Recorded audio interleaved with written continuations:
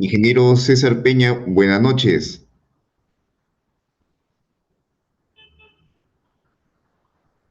¿Qué tal? Muy buenas noches, ingeniero Ingeniero Morán. César, ¿cómo está? Buenas noches. ¿Sí me escucha bien, por favor? Estaba configurando el ingreso. ¿Sí me puede escuchar bien?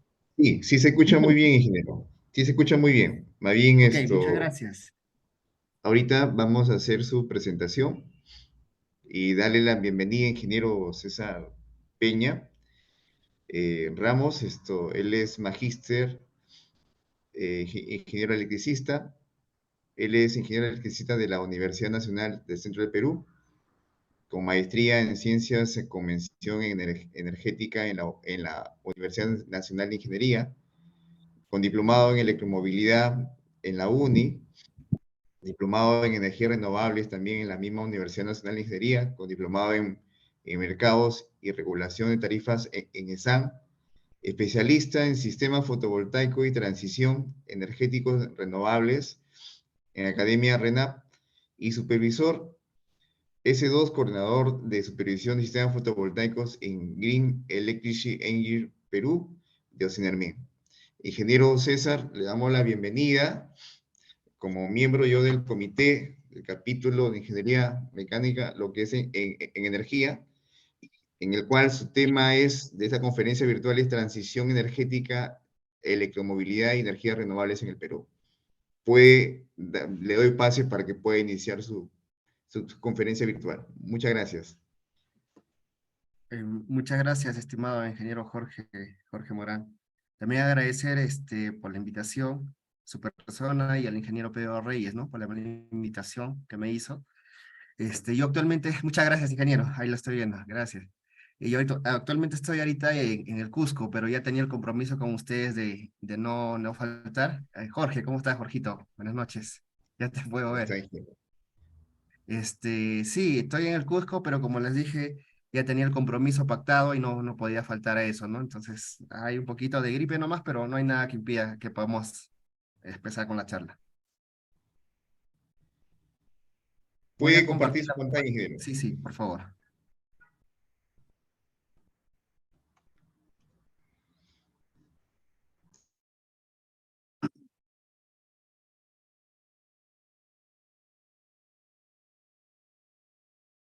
Si me confirman que se puede visualizar y Sí, que el se audio está visualiza. bien. Sí, se Sí, escucha ingeniero, y se se puede visualiza. visualizar. Ok, muchas gracias. Nuevamente el agradecimiento al Colegio de Ingenieros del Perú, al Consejo Departamental de Lambayeque, al ingeniero Pedro Reyes, al ingeniero Jorge Morán, por la invitación. En esta oportunidad vamos a eh, tocar el tema de transición energética, pero desde el punto de vista de la electromovilidad y las energías renovables, ¿no?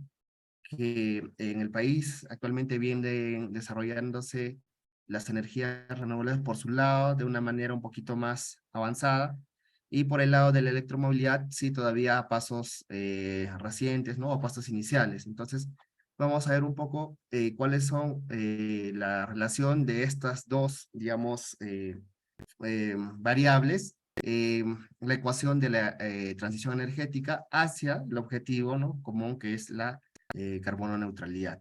Entonces, sin más, vamos a empezar con la presentación.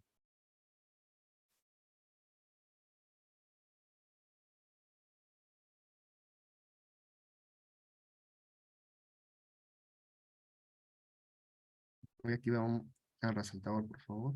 Y empiezo. Ya, ok. El primer concepto que nosotros tenemos que tener en cuenta es el cambio climático, ¿no? O sea, son tres conceptos básicamente de los cuales nosotros debemos de partir, que es la transición energética, la carbono neutralidad y el cambio climático. Mientras nosotros vamos empezando a entender cuál es la relación o la interrelación entre entre estos tres conceptos, vamos a entender cuál es el propósito final de estas dos variables que les mencioné al inicio que vamos a desarrollar, ¿no? Entonces empezamos viendo y preguntándonos qué es el cambio climático, ¿no? Que actualmente incluso ya ha mostrado evidencias en los noticieros, en los medios de comunicación que estamos escuchando a diario, ¿no? Por un lado tenemos sequías, por un lado tenemos lluvias, inundaciones, entonces es un poco consecuencia de esto, ¿no? Entonces, el cambio climático es la variación del estado del clima atribuido directa o indirectamente a la actividad humana, ¿ya? Que altera la composición de la atmósfera. Entonces, básicamente, eso vendría a ser, en palabras cortas, lo que es el cambio climático. El otro concepto relacionado es cuál es la causa principal de este cambio climático, ¿no? Entonces, este cambio climático se produce a raíz del llamado efecto invernadero. Este efecto invernadero de por sí no, más bien favorece, ¿no? La vida en el planeta. El problema es cuando ya excede los límites, ¿no? Para los establecidos, ¿no? Y se produce un incremento de la temperatura a nivel global.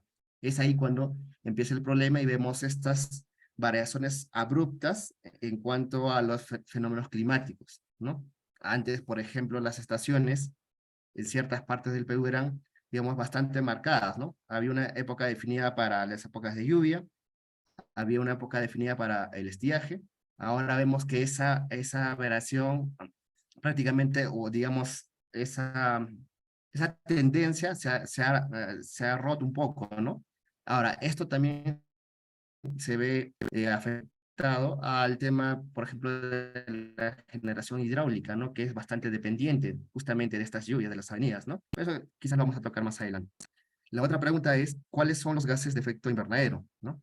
Entonces, en la atmósfera tenemos, se encuentran los principales gases de efecto invernadero, que son, por ejemplo, el agua, el dióxido de carbono, el óxido nitroso, el metano y el ozono, ¿no? Como los principales, hay muchos más, pero estos son los principales. Entonces, cabe preguntarse qué gas de los que se ha mencionado es el que causa el principal del cambio climático.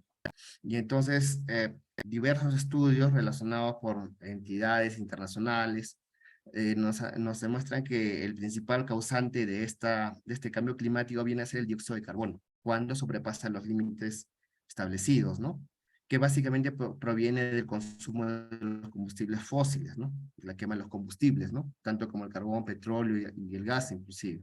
El gas en menor proporción, pero al fin y al cabo hay una emisión de gases de efecto invernadero. Es un tema también que lo vamos a desarrollar y está directamente relacionado con los vehículos eléctricos, ¿no? Porque también hay digamos, una corriente actualmente en el país que todavía queremos ver el tema de los vehículos eléctricos por el lado de del gas, ¿no? Cuya fuente de alimentación sería el gas. Entonces pasamos luego de haber analizado estas tres preguntas a ver cuáles son estos efectos del cambio climático. Ya habían mencionado algunos, ¿no?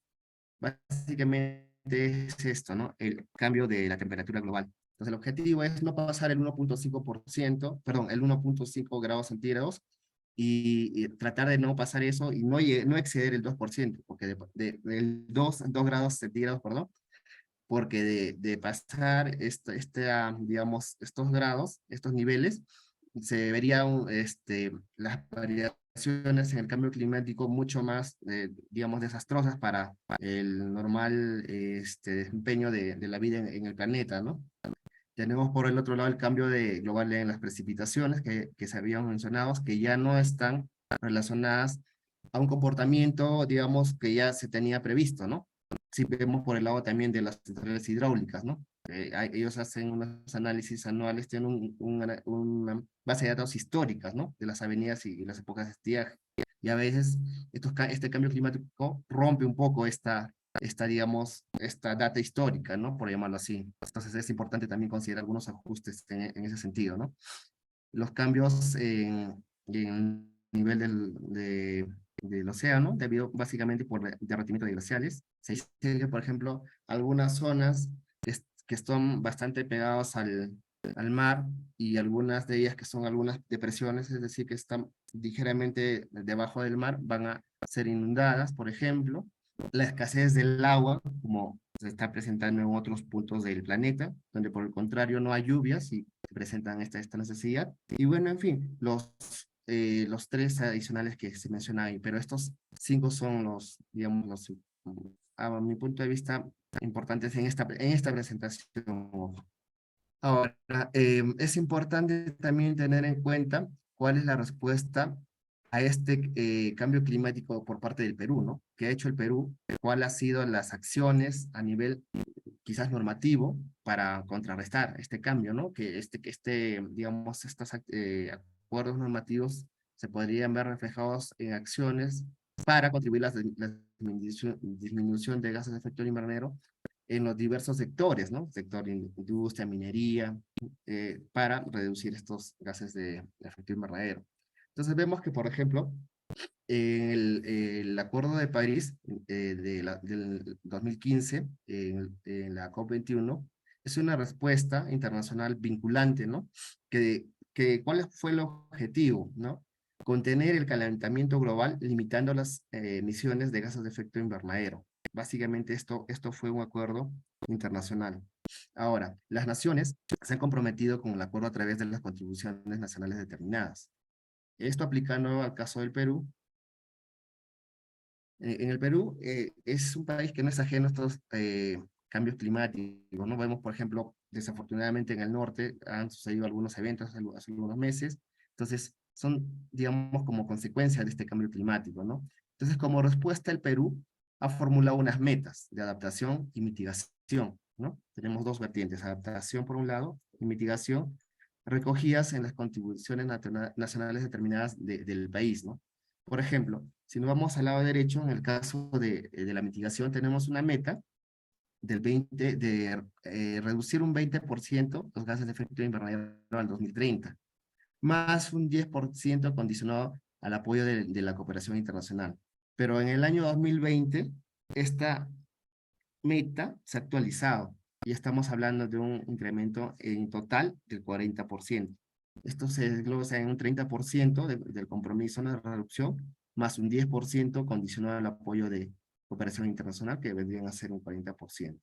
Entonces ahora justamente nosotros vamos a ver esta mitigación, pero aplicada a estos dos puntos, ¿no? A la energía, en este caso por las energías renovables, y al transporte, que vendría a ser por medio de electromovilidad.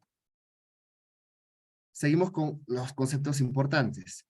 Ahora vemos qué es la transición energética.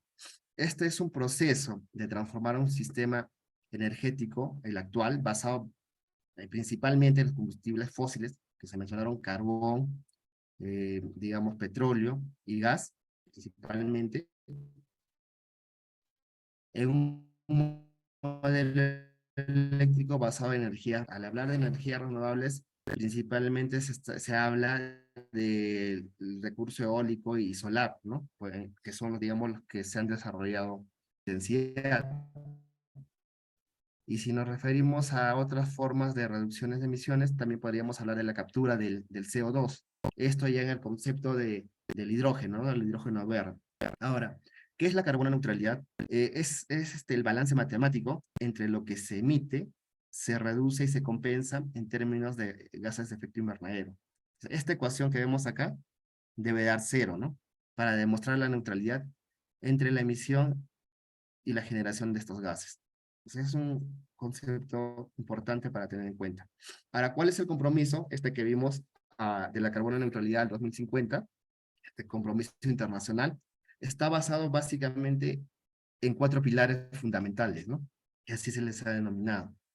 El primer pilar es precisamente las energías renovables, la introducción de la generación renovable gradual, ¿no? Gradual hacia una matriz energética, ¿no? De los diversos países, ¿no? Es un compromiso. Ahora, en esta introducción de la energía renovable, hay un tema importante que es la flexibilidad del sistema, ¿no? Porque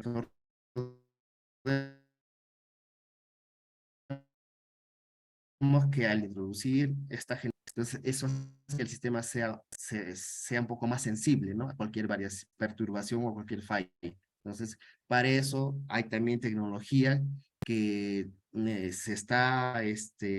se puede implementar para contrarrestar esta reducción de inercia, ¿no? En el sistema. Pero también es importante mencionar que cada sistema es diferente de otro y según el análisis que se realice, este puede permitir un 10, 20, 30 o 40% de introducción de energía renovable en su matriz, y a partir de esta ya sí empezaría a evidenciar algunas inestabilidades, ¿no? Bueno, Eso como concepto general. El otro segundo pilar fundamental viene a ser la eficiencia energética, que es básicamente, en pocas palabras, hacer un mismo trabajo, pero con menos recursos. Actualmente en el Perú, por ejemplo, se realiza el tema de las distribuidoras, ¿no? Que están reemplazando estos focos tradicionales por focos, por luminarias LED, ¿no? Que son mucho más eficientes, tienen un menor consumo de energía, tienen un mayor tiempo de vida útil, no tienen muchas pérdidas por calor, por ejemplo. Entonces, esos son algunos de las acciones que se han venido realizando en el país. Otra acción importante es el etiquetado de los electrodomésticos. Entonces, cuando uno va a comprar un electrodoméstico, puede ver que hay un etiquetado, ¿no? Un código de barras por colores, que van de la A, B, C y D. Entonces, uno sabe antes de comprar, porque el tema también de todo este movimiento de transición energética, carbono neutralidad y la eficiencia energética, es un poco tarea de todos, ¿no? Cada uno puede aportar de diferentes maneras. Entonces, si yo tengo la oportunidad de comprar un artefacto, yo debería eh, elegir el que es más eficiente, ¿no? Que consume menos energía, pero sin dejar de prestarme los beneficios que quiero, ¿no? O que yo requiero. El tercer pilar fundamental viene a ser el hidrógeno verde. Ya el hidrógeno verde básicamente se produce por la electrólisis del agua, ¿no? Con la aplicación de corriente continua, entonces obtenemos el oxígeno por un lado y el hidrógeno por otro lado. Ahora, para que sea hidrógeno verde, pues no es el concepto que actualmente se usa, esta energía eléctrica para producir la electrólisis tiene que provenir de acá, ¿no? De esta parte, de energías renovables. Entonces, solo así, si esa electricidad proviene de energías renovables, estaríamos hablando de hidrógeno verde. Porque seguramente ya se ha escuchado por algunos otros talleres que hay diferentes colores de hidrógeno, ¿no? Pero al fin y al cabo, si hablamos de hidrógeno verde, que es donde hay la mayor reducción de emisiones de gases de efecto invernadero, que la energía tiene que provenir de fuentes renovables. ¿Correcto? Y el cuarto pilar fundamental, que es el que se va a desarrollar, tanto el primero y el cuarto, es la electromovilidad. En este caso, directamente se analiza los vehículos eléctricos y la infraestructura de carga, que indudablemente van de la mano, ¿no? Vamos a ver ahora los impactos del vehículo eléctrico, ¿no? Ya vamos directamente al vehículo eléctrico y también a lo que es las energías renovables. El impacto en el transporte nos dice que en el Perú circulan 1.200.000 vehículos viejos, ¿no? Por llamarlos así, entre comillas, o antiguos, ¿no? Ahora nos dice, ¿cuál es este promedio de antigüedad de los autos?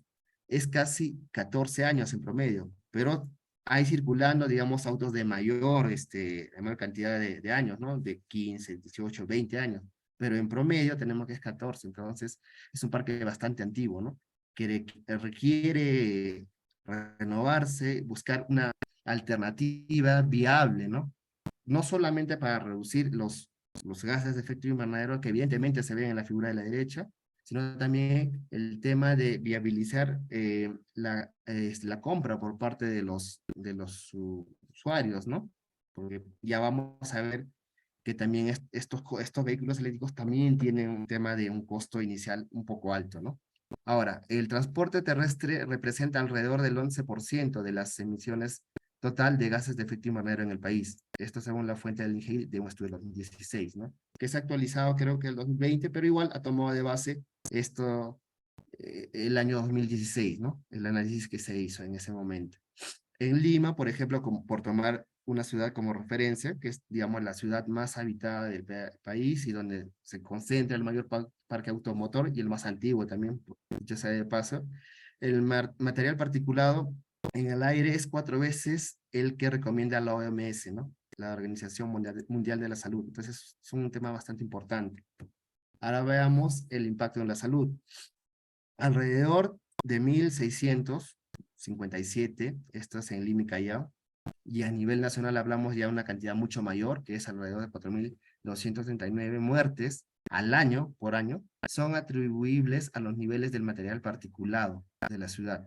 Ahí, por ejemplo, tenemos el PM2.5, el PM10, ¿no? CO2, entonces, esto es bastante importante, ¿no? Y la fuente es el MINAM, ¿no? Esto es el MINAM de 2014. Lima es una de las ciudades más contaminadas de América Latina y posee una de las peores calidades del aire, ¿no? En la región. vamos a ver los siguientes cuadros cuál es la realidad y en qué nivel estamos, ¿no? En qué ranking estamos sobre este tema. Y el tercer impacto es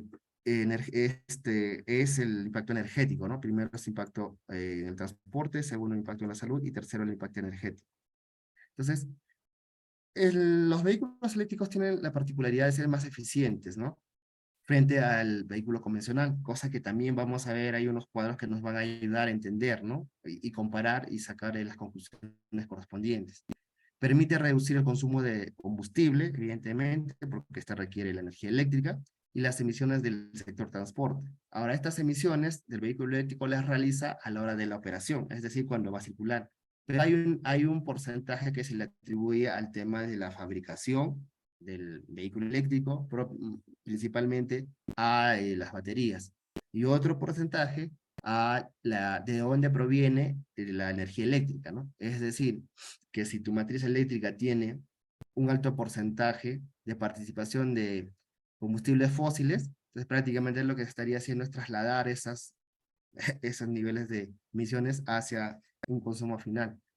Pero eso es cuando hay una matriz con alto porcentaje de combustibles fósiles, ¿no? Que también lo vamos a ver. Estos van a permitir y van a facilitar la penetración de las energías renovables, ¿no? Sí, eso es evidentemente de lo que se trata, ¿no? La promoción y desarrollo, tanto en el concepto, en el marco de la transición energética de estos cuatro pilares fundamentales. El concepto del que se puede sacar hasta el momento es que ninguna de estas cuatro tecnologías o cuatro pilares fundamentales que se han mencionado va a poder ser eficaz por sí sola. Necesita una interrelación entre todas ellas, ¿no? Como en esta oportunidad vamos a ver la interrelación entre la electromovilidad y las energías renovables, pero en sí todas están enlazadas. Esto de acá hablando del tema de contaminación es la contaminación del aire en Latinoamérica. ¿Qué nos dice? Si nos vamos acá al gráfico de la izquierda, nos dicen que Perú y Chile, están acá, se encuentran entre los países con mayor nivel de contaminación del aire del mundo. Están ocupando el puesto 38 en el caso del Perú y 43 del caso de Chile, ¿no? Entonces, el Perú está considerado como uno de los países con mayor contaminación del aire, ojo, del aire. Entonces, esto nos llama la atención para ver qué es lo que podemos hacer. Y también habíamos visto, ¿no? Que uno de los principales contribuyentes para esta contaminación del aire es el transporte. Entonces, ya vamos viendo por dónde va la cosa, ¿no? Entonces, es importante detallar estos conceptos. Segundo, si esto lo vimos a nivel de países, ahora vamos a nivel de ciudades. Nos dice algo parecido, ¿no? Los 10 municipios más contaminados de Sudamérica, hablando ya de la región Sudamérica, 5 de estos se encuentran en el Perú, ¿no? Y bueno, y 5 de ellos en Chile. Entonces Lima es ya hablando de ciudades, una de las ciudades también más contaminadas de la región, solo por detrás de Santiago, ¿no? Realmente lo mismo, ¿no? Entonces, eh, la concentración de estas partículas es uno de los indicadores, ¿no? Concentración de partículas es uno de los indicadores más usados para medir esta polución o contaminación del aire. Este ranking nos indica eso, ¿no? Nos indica que en el país cuán es la concentración de estas partículas en el aire digamos, del país, ¿no? Ese es el calificativo. Ahora, como habíamos visto, nosotros vemos que una de las partículas que, digamos, es importante tomar detalle es la partícula del PM5, ¿no? PM5, que básicamente son partículas iguales o mayores a 2.5 micras de diámetro. Pero veamos en este gráfico, ¿no? Vamos a ver por qué es importante. Si vemos acá, esta de acá es un grano de arena, un granito de arena de la playa. Este tiene un diámetro de 90 micras, ¿ya? O 90 micrones, como quieran llamarlo. Arena fina de la playa. Esto de acá viene a ser un cabello humano, ¿ya? Que es de 50 a 70 micrones de diámetro, ¿ya? Ese es el ancho, este de acá. Ahora vamos bajando. Vemos que acá está el PM10, que son este material particulado que está dentro de estos gases de efecto invernadero, ¿no? Por ejemplo, esto podría ser, por ejemplo, el polvo común, el polen o el moho, ¿no? Que tiene un diámetro, ¿no? Menor a 10 micrones. Si nosotros vemos acá, 1, 2, 3, 4, 5, juntando 5 de estos eh, PM10, recién es el diámetro de un cabello humano. Y si vamos nosotros al PM2.5, vemos que dentro de solamente tomando uno de estos, tenemos 6, ¿no? Que es bastante pequeño. El PM5, el PM2.5 básicamente está compuesto por partículas de la combustión, ¿no? Por ejemplo, como las que se produce en los tubos de escape de los vehículos. Entonces, por eso es importante, ¿no? Y ahora, ¿por qué es importante? Porque estas emisiones son causantes de diversas enfermedades cardiopulmonares hacia los ciudadanos, ¿no? Entonces, pues es importante a tener en cuenta. Ahora, veamos algunos conceptos sobre los costos y emisiones por tipo de combustible. En este gráfico tenemos, por un lado, las emisiones, ya que están en kilogramos de CO2 por 100 kilómetros, ¿no? Como referencia son 100 kilómetros. Y por el otro lado tenemos los costos de energía, ¿no? Dólares igual por 100 kilómetros. Entonces, tenemos los combustibles, estos de acá, combustibles, combustibles fósiles, y por este lado tenemos el vehículo eléctrico, ¿no? Entonces, ¿qué es lo que nos dice esta información de esta revista Semana Económica? Es de que la movilidad eléctrica ofrece un costo de operación más barato. Eso es lo que vemos acá. El costo de operación, ojo como referencia, son 100, esto de acá son kilómetros. El costo de esta barra azul es más o menos 7 soles, ¿no? 7, 5 soles por estos 100 kilómetros. Versus, por ejemplo, un vehículo a diésel que básicamente es, por estos 100 kilómetros, algo de 22, 23 soles, ¿no? Y el gas natural también igual, más o menos 15 soles.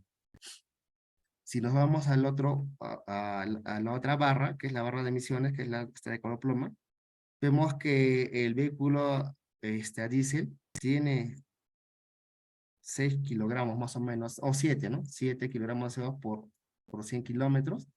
En el caso del gas natural, vamos a ver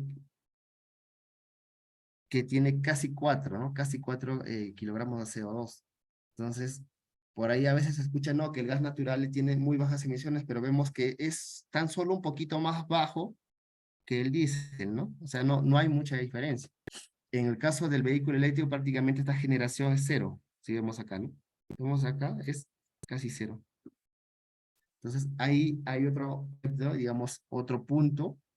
Yo no los llamo tanto mitos, ¿no? Sino simplemente son tener las cosas claras, ¿no? Y entenderlas. Y tener, digamos, un punto de referencia. Entonces, estas barras son bastante claras, ¿no? Nos muestra que por un lado es mucho, para 100 kilómetros, en conclusión, para 100 kilómetros gastamos menos. Y para 100 kilómetros emitimos menos cantidad de CO2. Entonces, con esos conceptos creo que tenemos las cosas un poquito más claras.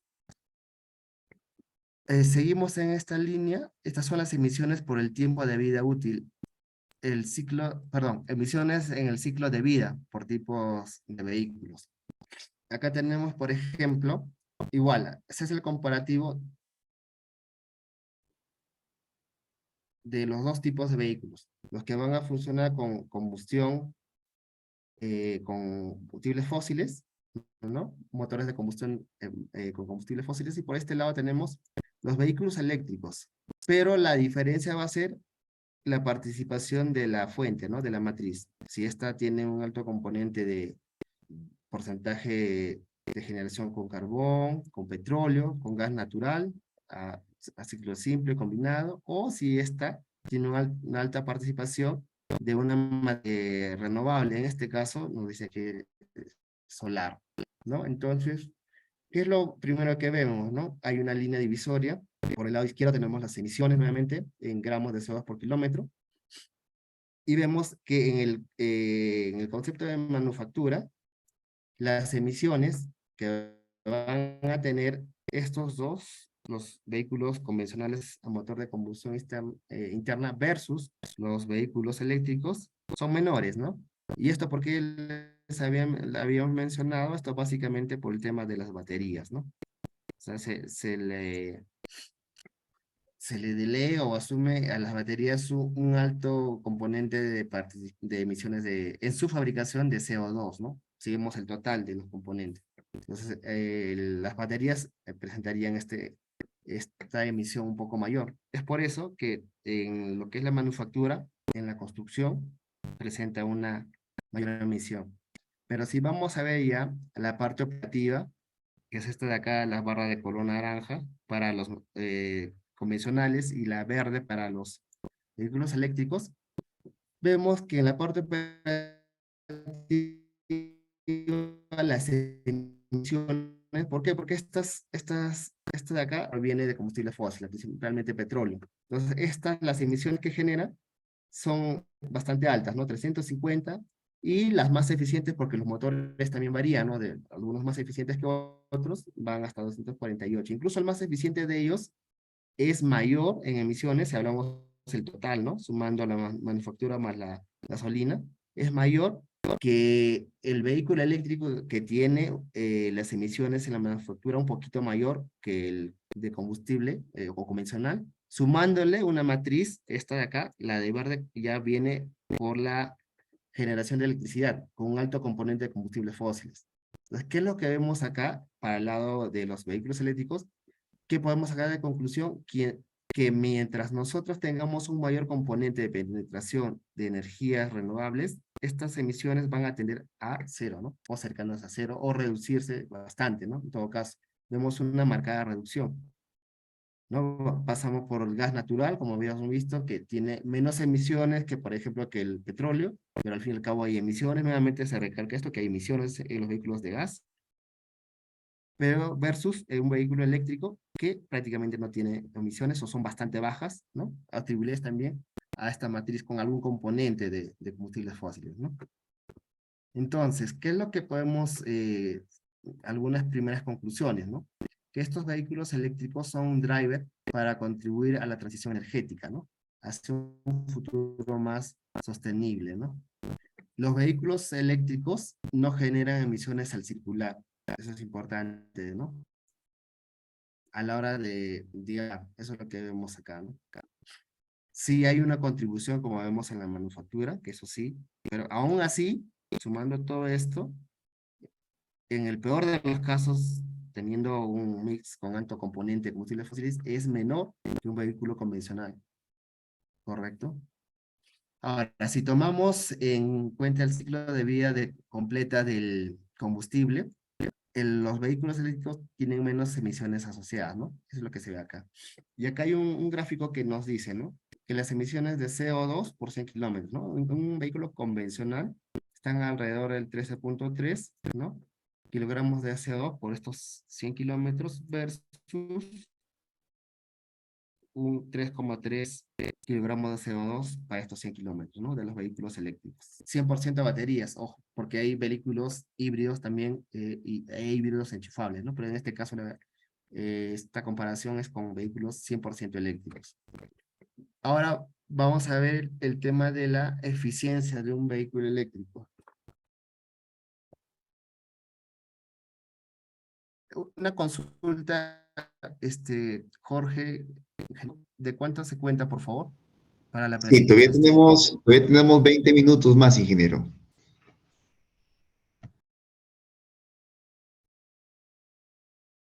Ya, solo 20, ¿no? Ya, por ajustar un poco el tiempo. Ya, gracias por el Exactamente. paso.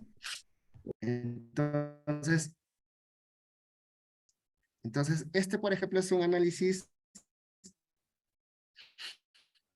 eh, que se hace, ¿no? Es el análisis tank to wheel, y también el análisis well to wheel, que es el análisis de la planta. Las ruedas son análisis que se hacen para medir la eficiencia de este tipo de vehículos. Por ejemplo, vamos a ver las eficiencias desde la planta, que es decir, la energía que emplea para generar electricidad, ¿no? El suministro, ¿no? El tanque, que está relacionado con gasolinera, y las ruedas, que se refiere propiamente al vehículo, ¿no? Entonces, al final de la evaluación, vamos a tener una eficiencia global de este análisis. Lo que comparamos son un vehículo convencional de motor de combustión interna, un vehículo eléctrico híbrido, un vehículo eléctrico 100% a batería, esto acá, 100% batería, y un vehículo híbrido enchufable, ¿no? Debido al tiempo, un poquito me voy a saltar los detalles, y lo que concluimos es que en esta eficiencia global, la eficiencia de un vehículo 100% a batería está desde el 42 al 77%. ¿Y esto por qué? Porque esto va a depender, si, nuevamente, ¿no?, de la matriz de dónde proviene la energía. Si esa matriz, por ejemplo, tiene un componente de 55% de gas natural, o si tiende a ser renovable 100% o cercano al 100%, la eficiencia se incrementa, ¿no? Versus la eficiencia global de 25% que se le atribuye al motor de combustión interna. Entonces vemos que el vehículo eléctrico es más eficiente que el convencional y la energía se consume de forma más eficiente en estos vehículos eléctricos. Este gráfico no hace más que ratificar eso, ¿no? Por un lado tenemos, solamente veamos los círculos azules que son del vehículo eléctrico, y acá tenemos las equivalentes del CO2, ¿no? Las emisiones. Entonces vemos, unamos estas líneas. Vemos que el gráfico nos dice que mientras mayor sea el porcentaje de penetración de las energías renovables, digamos, de alguna manera, que nos van a mostrar de manera didáctica cuál es la contribución de estos vehículos eléctricos. Vamos ahora a un vehículo eléctrico, ¿no? ¿Cuál es el esquema básico? El esquema básico, o las diferencias en todo caso principales, son que este tiene una batería, un banco de baterías, que está acá, generalmente de litio, tiene un convertidor, ¿no?, de corriente continua, perdón, de corriente alterna a corriente continua, tiene un motor eléctrico, ya no es un motor de combustión interna, tiene el freno regenerativo, que da una contribución a recargar estas baterías cuando el vehículo está por detenerse, ¿no? O cuando, claro, o el usuario presiona el freno, ¿no?, del vehículo. Tenemos el cargador de las baterías, ¿no? Y el punto de recarga, ¿no? Este es el conector de carga. El diagrama de bloque nos indica, ¿no?, que la corriente, en este caso estamos hablando de un tipo de carga con corriente alterna, ¿no? El tipo 2. Tenemos una corriente de la red, que es corriente alterna. Esta va a este cargador a bordo, este de acá es este cargador a bordo. Esta conexión vendría a ser esto, ¿no? Entonces, este cargador hace la conversión, ¿no?, de corriente alterna a corriente continua para que ésta sea suministrada a la batería. Esta batería, a su vez, hace una conversión, digamos, de corriente continua a continua para la batería de 12 voltios, y esta es la que se usa para los, digamos, sistemas auxiliares. Esta parte es casi parecida a lo que es un vehículo convencional. Ahora, por el otro lado, esta energía que viene perdón, de la electricidad, mediante un inversor, ya va de corriente continua, que es la que se almacena en la batería, corriente alterna, para el motor eléctrico, ¿no? Y finalmente produce la tracción o el movimiento de este vehículo. Ese es un esquema básico de el funcionamiento. Acá tenemos la infraestructura de carga. Tenemos por un lado el tipo de carga lenta, el tipo de carga semi-rápida y el tipo de carga rápida. Básicamente el punto importante acá es que, a diferencia del vehículo convencional, uno solo podría cargarlo, en el caso de los convencionales, en una gasolinera, ¿no? En el caso de estos vehículos eléctricos tenemos varias formas, ¿no?, o lugares donde podemos cargar. Por ejemplo, si hablamos de carga lenta, podría ser en los domicilios, en los departamentos, en la oficina, ¿no?, en los garajes o centros de trabajo. El tiempo de carga sí es importante, es de 6 a 8 horas. ¿Debido a qué? Debido a la potencia, ¿no?, de 3.7 a 7.4. ¿Por qué? Porque esta potencia es la que tenemos en los domicilios normalmente, ¿no? Ahora, si es carga semi-rápida, esta ya se puede generar en una especie de tótem, ¿no?, que vemos acá. Estos son en centros comerciales, playas de estacionamiento y en la vía pública, ¿no?, como vemos en algunos países de Europa, ¿no? El tiempo de carga es de 2 a 4 horas, debido a que la potencia es mayor, ¿no? A comparación del tipo de carga lenta. Estas dos todavía se realizan en corriente alterna, esto es en SEA. Y tenemos el tipo de carga rápida, que se realiza en las estaciones de servicio, o conocidas como gasolineras, que también se le denominan electrolineras. El tiempo de carga acá es de 15 a 30 minutos, y en este caso ya se utiliza un tipo de conector diferente, ¿no? Es el combo CS2, si hablamos del tipo europeo, o el CHAdeMO, si es del tipo. Acá estamos hablando ya de potencias mayores a 50 kilowatts, ¿no? Y también adicional que tiene alguna salida por acá para corriente alterna. Entonces, esto ya configura una electrolinera, ¿no? Acá tenemos ya, si nos pasamos al lado de los buses para ajustarnos un poco al tiempo, tenemos 3 tipos de carga esenciales. Tipo de carga depósitos, el primero, tipo de carga de oportunidad y tipo de carga ultra rápida. Estos tipos de carga son para buses eléctricos. Si pudieran apagar el micrófono, por favor. Gracias. Si me colaboran, por favor. Ya, entonces tenemos, por ejemplo, el tipo de carga en el depósito, que es un tipo de carga más lenta y de menor potencia, como vemos acá. La ubicación es en los depósitos de los carros, básicamente, ¿no? Si nosotros tenemos, por ejemplo, este recorrido, esta es una ruta, ¿no? Esta es una ruta del vehículo. Una vez que haya terminado sus, digamos, 4 o 5 vueltas, como ellos le llaman, de recorrido, el vehículo simplemente se va acá, se va a su estacionamiento, a su depósito, y ahí es la carga, ¿no? Más adelante vamos a ver el concepto que tiene esto de acá con electroterminales. Es un tema bastante importante, ¿ya?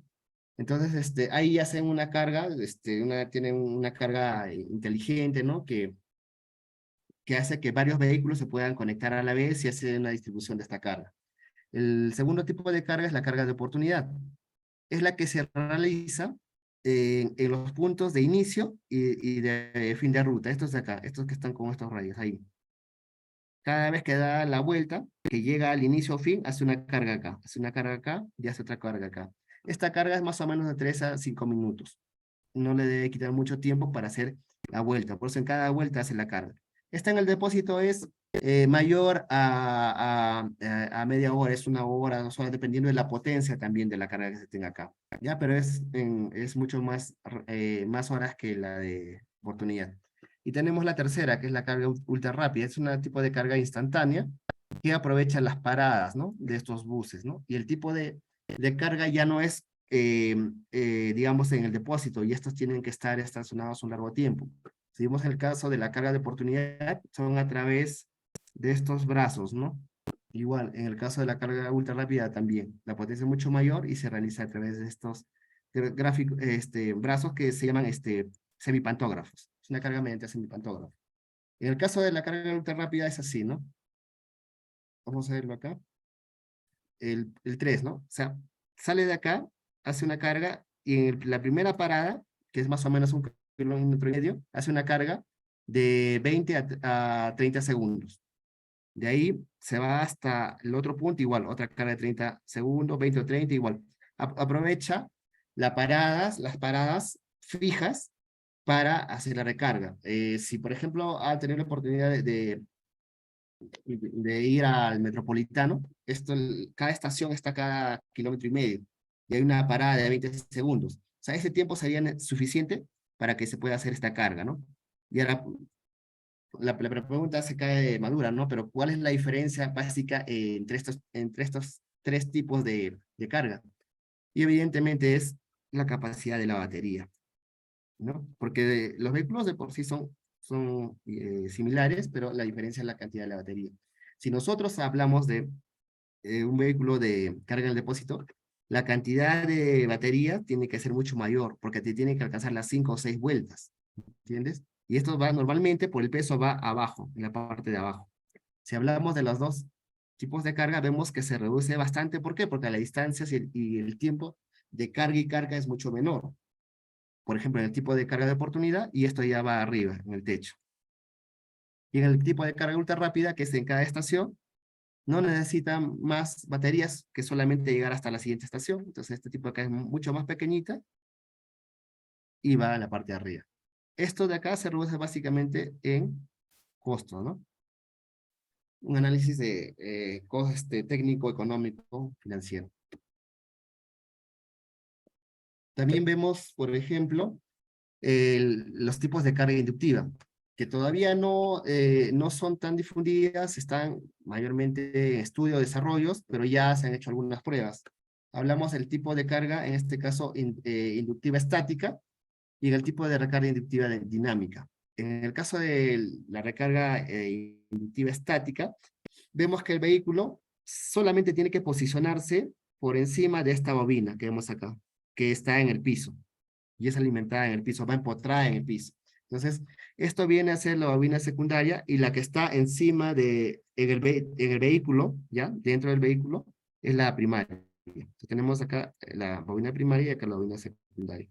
Entonces, acá ya se hace una transferencia, digamos, de la carga sin necesidad de un contacto eléctrico, ¿no? Entonces, es un tema bastante importante que los están desarrollando. Esta de acá está mucho más desarrollada que la carga inductiva dinámica. Esto de acá es bastante especial porque me imagino que la mayoría de ustedes también habrán en alguna vez en la infancia habrán jugado ese juego que es el Top Gear, ¿no? Donde uno tenía que poner su carrito por una vía así verde y el carrito se iba cargando automáticamente. Ya no necesitaba hacer tu parada para cargar el combustible. Bueno, señores, ahí la realidad es que llegamos a eso, ¿no? Entonces ya se están haciendo pruebas en donde se están empotrando estas bobinas en el suelo o en el piso y los vehículos simplemente van a pasar por ellas y van a ser cargados, ¿no? Mientras estén en esta vía. Entonces, es importante también un poco estar atentos a lo que se viene, lo que se viene desarrollando a nivel mundial, ¿no? El otro tema importante es el comparativo de costos, ¿no? De un vehículo convencional y uno de combustión interna. Por ejemplo, para esto tenemos tres parámetros importantes, que es la autonomía del vehículo, la capacidad de las baterías y la potencia máxima del cargador interno de la batería, ¿no? Entonces, por ejemplo, en este cuadro, rápidamente vemos que los datos son actuales, ¿no? De este año, tanto para el costo de combustible como para el costo de la energía eléctrica, ¿no? Que también es de este año. Entonces tenemos, por un lado, que el costo de combustible puede variar un poco, dependiendo, que está 19.5 soles el galón, el costo de la energía eléctrica.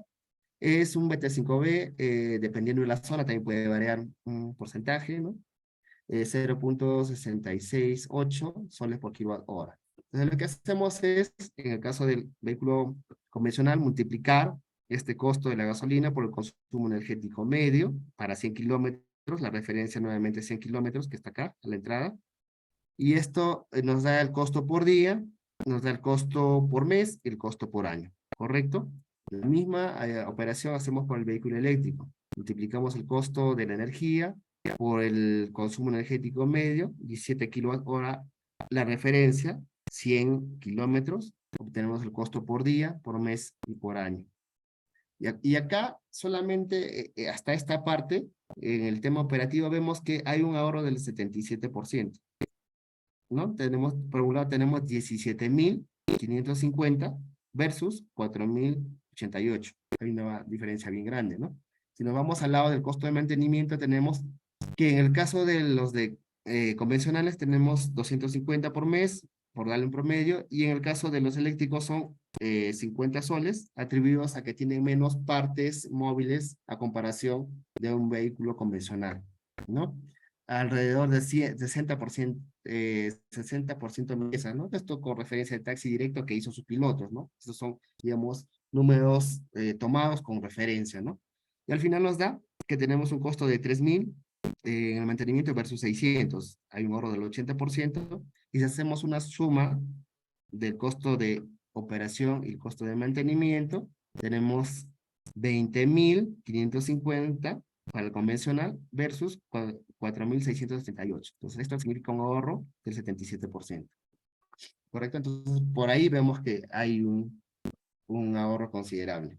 Entonces, si nosotros vemos ahora el análisis de costo total de propiedad, que es un concepto importante, ¿no? Que nos dice ya el costo de operación, mantenimiento, pero durante todo el tiempo de vida del vehículo, ¿no? Este gráfico nos dice que, por ejemplo, en el vehículo eléctrico que es azul, tenemos un costo inicial alto, ¿no? Como el que vemos acá. Como ya habíamos visto también, el costo de combustible, perdón, del vehículo convencional es alrededor de del vehículo eléctrico tiene un costo del 40-50% más todavía, ¿ya? Y en el costo de operación es donde al final se va a equilibrar esta balanza, ¿no? Porque por un lado tienes los costos de operación de los vehículos eléctricos, que son mucho menores, versus los costos del vehículo convencional, que son mayores, ¿no? Básicamente por el precio de combustible. Entonces, ¿cuáles son las oportunidades de la electromovilidad con referencia a la aplicación real, ¿no? Pero finalmente lo que nosotros decimos, oye, ya, ok, me estás hablando de tantas cosas técnicas, teóricas, pero ¿cuál es la aplicación, no? El usuario común dice, ¿cuál es la aplicación? Entonces tenemos la aplicación básicamente en lo que es la micromovilidad a través de scooters, estos scooters eléctricos, que tú lo puedes manejar porque están en cada esquina y puedes tener acceso a eso a través del celular. Simplemente te bajas el aplicativo, haces un logueo, hay un costo módico y simplemente puedes operar, ¿no? O subirte sobre ellos. También tenemos, por ejemplo, las bicicletas compartidas, que de la misma manera, ¿no? A través de un aplicativo las puedes usar, ¿correcto? Por otro lado, tenemos los vehículos ligeros. En este caso, hacemos referencia a las motos eléctricas y el mototaxi. Básicamente, este concepto es aplicativo a las zonas de la costa y de la selva, ¿no? Donde es bastante difundido este uso, ¿no? De los mototaxis, más que nada en la selva, y de las motos también en la selva y en la costa, ¿no? Entonces, nos dice, por ejemplo, unos conceptos rápidos, porque sé que ya estamos con la hora. Es que en el caso de la moto eléctrica es 17 veces más barato desplazarte con una moto eléctrica que con una convencional, ¿correcto? Y en el caso de del mototaxi sí hay que evaluar, porque no, cada compra se tiene que evaluar, ¿no? Entonces tenemos que considerar dos puntos, ¿no? La geografía y el clima de cada zona, porque no va a ser lo mismo utilizar uno de estos vehículos, digamos, en Trujillo o en Chiclayo que en Iquitos, ¿no? Por el tema de la temperatura y la humedad, ¿no? Hay que considerar estas variaciones. También tenemos, por ejemplo, las flotas de taxis. Ya hay varios pilotos que se han desarrollado, un taxi directo, ¿no? Por ejemplo, ha puesto un piloto. Hay algunos temas en financiamiento, que también es un tema que se tiene que resolver, ser viable para digamos, las personas que apuesten, ¿no? Por tener flotas, pero eléctricas, ¿no? Y vehículos utilitarios, ¿no? Estos vehículos utilitarios que cada día los vemos más en todos los rubros. Vemos en el rubro de, digamos, de los e-commerce, el rubro logístico, lo vemos en el tema incluso de las distribuidoras eléctricas que han optado por estos vehículos, al igual que las camionetas, también como el caso de Luz del Sur, ¿no? Recientemente. Tenemos la aplicación a buses eléctricos, ¿no? Como en el caso de la ruta Corredor Rojo en Lima, y también en el caso de los incluso, ¿no? Incluso en los camiones de basura, ¿correcto? Ahora, acá, por ejemplo, hay una relación de las energías renovables con electromovilidad. Por ejemplo, si nosotros usamos los recursos renovables mediante el sistema fotovoltaico, podemos hacer algunas instalaciones básicas para cargar, digamos, laptops celulares, por ejemplo, algunos carport o estaciones de carga pequeñas para motocicletas, por ejemplo, ¿no? Motocicletas o bicicletas eléctricas que se puedan cargar ahí, o tenemos para cargar los vehículos eléctricos, ¿no? Y uno de los puntos importantes que sí lo está desarrollando en este caso Colombia y Chile es la carga solar en las denominadas electroterminales, ¿no? Ese es un tema bastante importante que creo que está acá. Sí, acá está. Sí, me faltan algunas 4 diapositivas y con eso creo que estamos a la hora. Ya, por ejemplo, en Chile, si hablamos del servicio público, ¿no? El servicio público básicamente son por estos sistemas integrados de transporte, que son los buses, ¿no? Entonces, actualmente Chile cuenta con 2.000 de estos buses, ¿no? Que representa un 31% de su flota total. Y tiene 35 electroterminales. Es un montón, ¿no? Hay una gran distancia para llegar a esto, ¿no? Incluso, ¿no? Este año Chile presentó los 10 buses de 2 pisos, miren esto de acá. O sea, ya tienen los buses y están empezando o están ahí con el tema de una mejora continua, ¿no? De querer dar un servicio a la mayor cantidad de personas. Correcto, esto es en la ciudad de Santiago. Acá vemos, por ejemplo, los electroterminales. Esto de acá es digamos, el electroterminal más grande de Chile, que es el Conquistador, que abastece a 215 buses eléctricos. Tiene 4 naves. Esta de acá cada una son estas naves. Cada uno de estos bloques son las naves. ¿Ya? Y tiene 57 cargadores de 150 kilowatts. Alcanza una potencia, ojo para los distribuidores, de 8.8 megawatts. Pero ¿cuál es lo importante? Que aquí hay una sinergia, ¿no? De la digitalización, electrificación del transporte y las energías renovables, porque los techos de estas naves que vemos acá están con paneles solares. Entonces hay una contribución de los paneles solares, de la energía que se va a alimentar para que ésta sea casi totalmente renovable. Entonces esto es importante a considerarlo, ¿no? Evidentemente, la mayoría de estos vehículos, casi todos son chinos. Tenemos desde BYD, Yutong, Foton, King Long, por ejemplo. Las capacidades de las baterías también se mencionan aquí, van desde 150 hasta casi 400, ¿no? Y eso está relacionado también con la autonomía, ¿no? Capacidad de las baterías, autonomía del bus. Y para esto, previamente se ha hecho unos pilotos, ¿no? Los pilotos nos han permitido almacenar o tener una data center donde se ha podido evaluar todos estos aspectos, ¿no? Recorrido, distancia, autonomía, tiempo de parada, de carga, ese tipo de datos, ¿no? Netamente técnico. El otro país importante a tomar en cuenta es Colombia. Colombia acá tiene 9 electroterminales instalados en estos últimos años. Miren. Las potencias están en este cuadrito, suministran a 229, que es el más grande, que es el USME, ¿no? ¿Y cuál es la tendencia también? Que acá tienen un sistema de 130 paneles en los techos de estas electrolineras. Entonces vemos que hay una conjunción de la electromovilidad con las energías renovables de manera directa, ojo, y son muy aparte de lo que venga de la matriz eléctrica, del Sistema Nacional Interconectado, que debería tender también a tener una mayor penetración de energías renovables. Este es un resumen de la estadística del parque actual. Nos dice que nosotros tenemos actualmente a abril de 2023 6.800 vehículos eléctricos, sumando los 100% baterías eléctricas, los híbridos y los híbridos enchufables. El mercado ha crecido en estos últimos años. Actualmente tenemos 50 marcas, desde Tesla hasta Kia, Hyundai, y 120 modelos de vehículos. O sea, digamos, esto es la oferta con la que contamos ahorita en el mercado como vehículos eléctricos. En el caso de los buses eléctricos, tenemos 13 buses eléctricos, ¿ya? Y 11 buses híbridos, ¿correcto? En el Perú también igual, la tendencia es esta, ¿no? Tenemos puras marcas chinas, ¿no?